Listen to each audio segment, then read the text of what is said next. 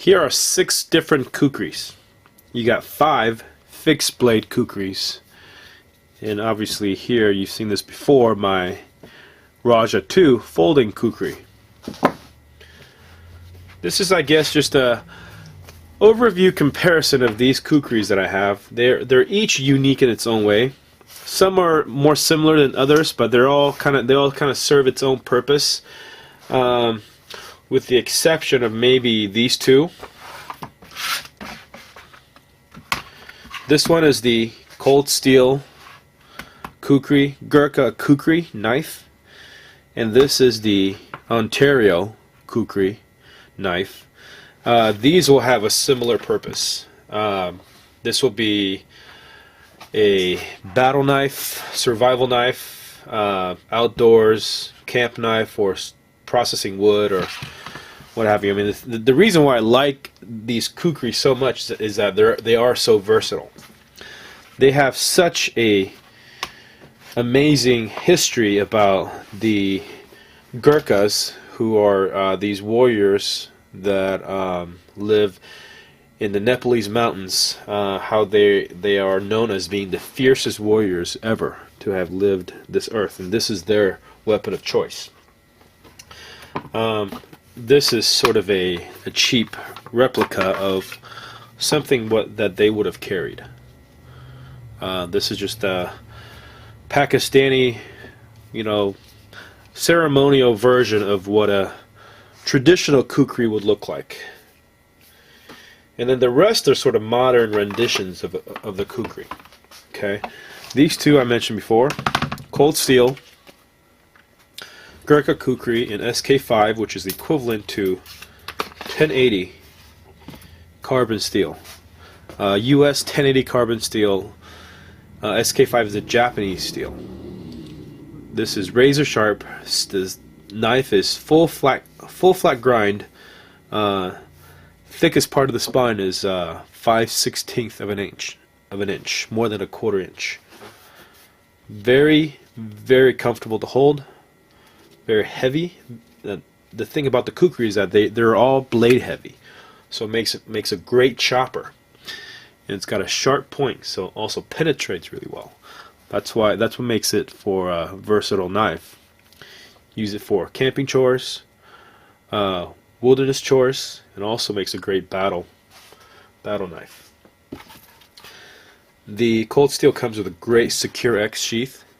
This is the best sheath of the bunch, by far. It's also the most expensive.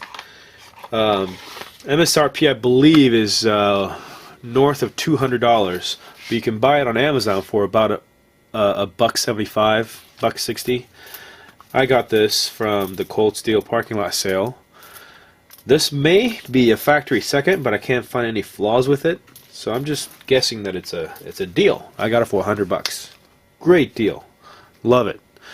Replacement value is higher than $100, so if somebody were to steal it, or if I lose it, can't find it for $100. This is the closest thing. The Ontario Kukri knife. This is made in the steel is a Japanese steel. However, the knife is made in China. But it's very high quality knife, so there's some really great craftsmen, skilled craftsmen making these for cold steel. The handle is kind of a rubbery, spongy craton. Very comfortable to hold. It's kind of got this enlarged pommel, so it doesn't slip out of your hand. And the craton helps absorb a lot of the shock. The Ontario is similar. It's also got, I believe this is also craton, just different texturings. They both have lanyard holes.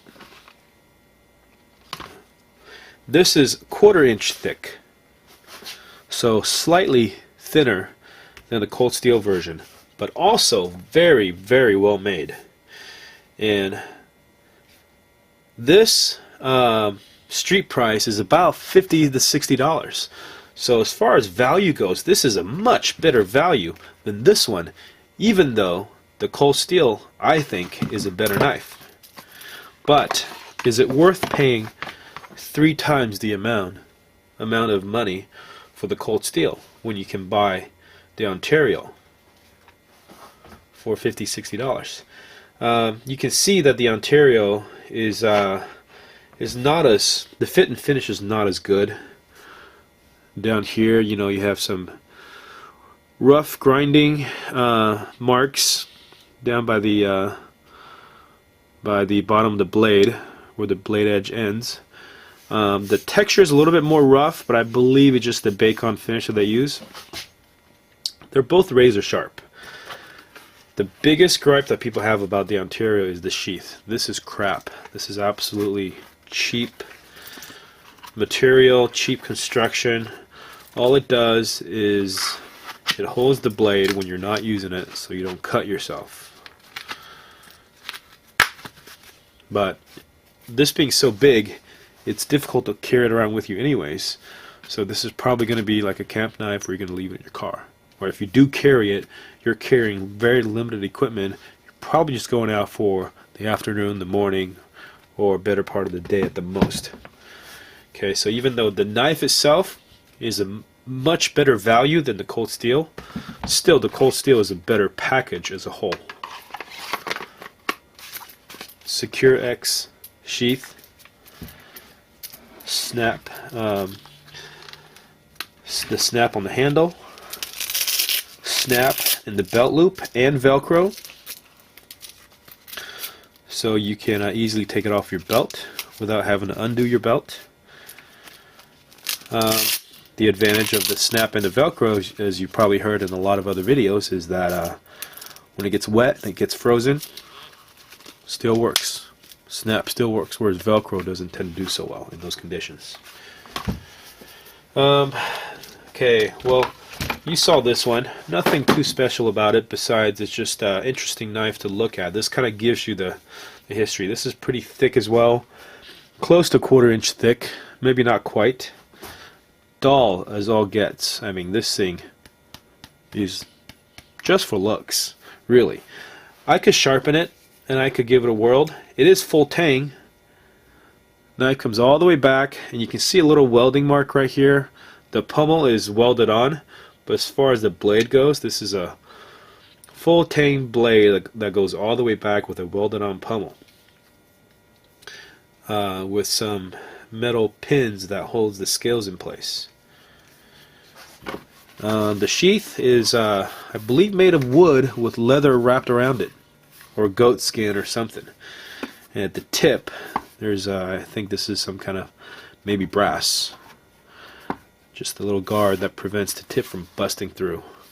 No retention whatsoever. This thing just falls right out. Okay, but this is, you know, if you just want to have one to look at, to play with, maybe sharpen it up and, you know, try and do some chopping, you can get this for $20, $30. But if you want to get a nice traditional kukri, you can go to kukrihouse.com, and they have real authentic Nepalese Gurkha kukris that you can buy for this price range, about $50. Okay, I didn't need one because I already have these beasts, and I only have 2 arms, you know, and I'm going to be doing plenty of chopping with these in the coming future. This one is another cold steel. Similar to this, you can see it's got a similar handle, except this is not Kraton, this is PVC. Okay, so it doesn't have nearly the shock absorption, but it's somewhat durable. Sheath is pretty crappy, similar to the Ontario sheath, and it is very thin, between 1/8 and 1/16 and 1/8 thin. You can see this is the one that I stripped the finish off with brake cleaner. This is also the one that I sharpened with my Smith's Tri-Home sharpening system, and it's reasonably sharp at this point. It's a good chopper. You saw me chopping in one of my other videos. You know, maybe a tree branch or a stump about 6 inches across. Very blade heavy as usual. Great chopper. This is $20 to $25, including the sheath. So you can buy this all day long and don't feel like that you have to baby it. Okay, this is going to be probably the workhorse of the bunch.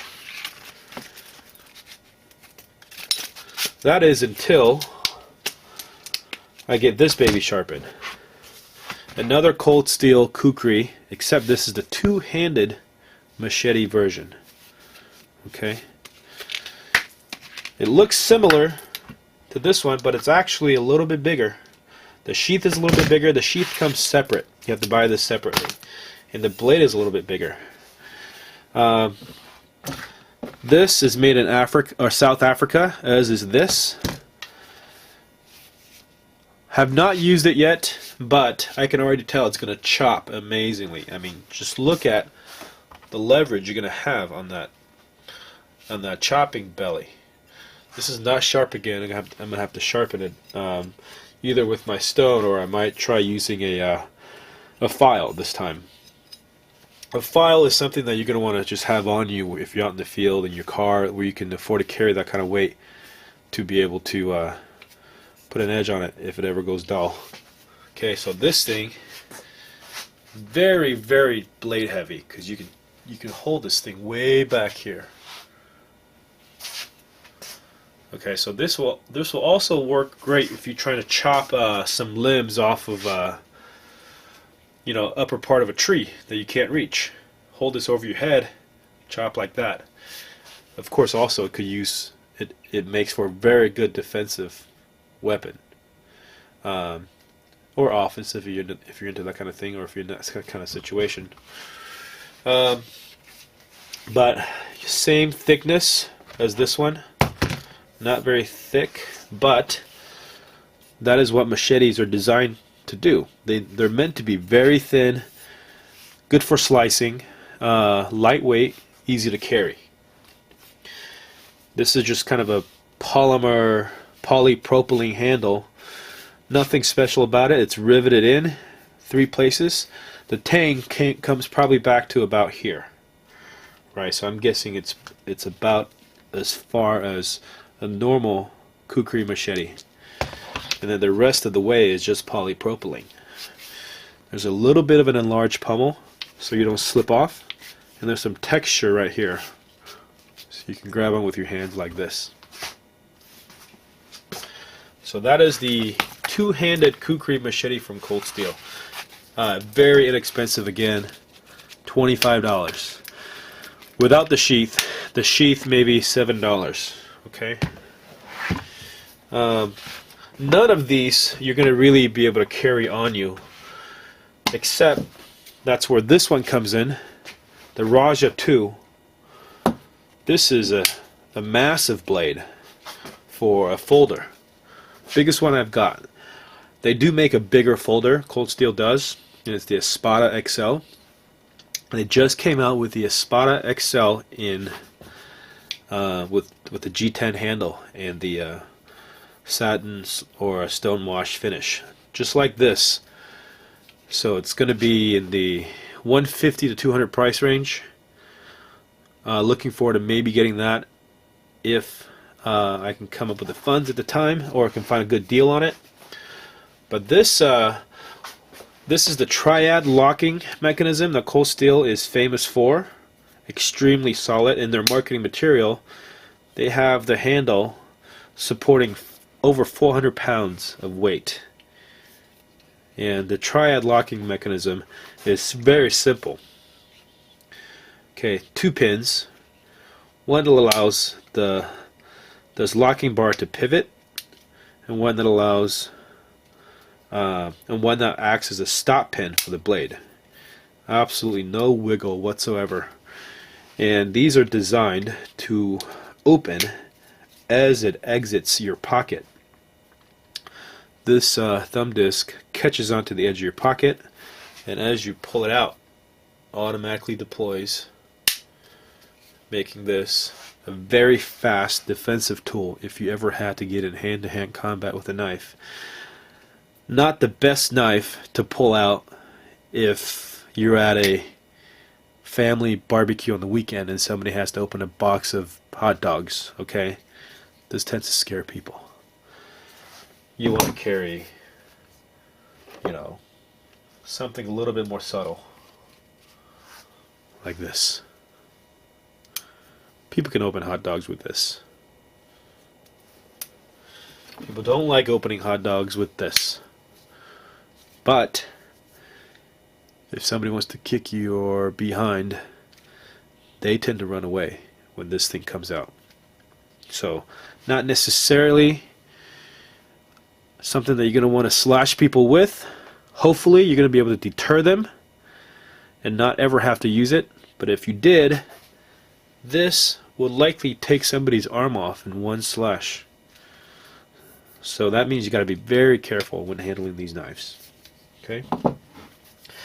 So that is kind of a overview of my Kukri collection. I will probably end up buying more in the future, but for now I'm content with what I have. Got two modern thick Kukri knives, two Kukri machetes that serves different purposes, and a kind of a conversation piece. Replica of a traditional Kukri from Pakistan. And again, my beloved Rajah 2 from cold steel. By the way, this is made in Taiwan, but very good build quality. Thanks for watching.